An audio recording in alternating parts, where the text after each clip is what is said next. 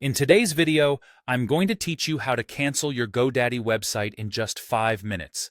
Whether you're moving to a different service provider or are simply looking to reduce your online presence, canceling your GoDaddy subscription is a straightforward process.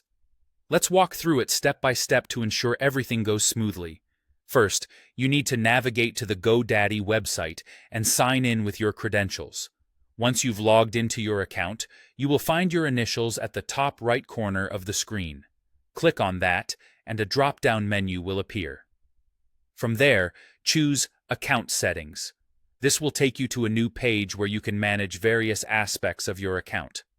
Next, you need to locate the Renewals and Billing section. This area of your account dashboard is where you can view all your current products and subscriptions. It's crucial to double-check this section to ensure you're only canceling the items you wish to discontinue. Carefully select each product and domain you want to cancel by ticking the corresponding boxes. Once you've selected everything you want to cancel, click on Cancel Renewal. At this point, you may encounter a few additional on-screen prompts asking you to confirm your cancellation. Follow these instructions carefully.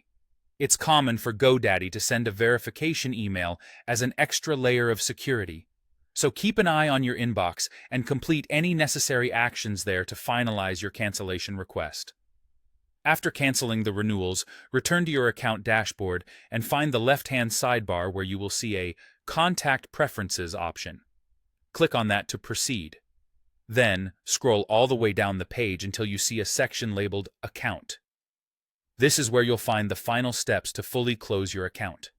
Now take a moment to read the entire closing account message. It's important to understand that this action is permanent and cannot be undone once completed. If you're certain, find the checkbox next to "I understand this action cannot be undone" and tick it. Then, click on Close Account.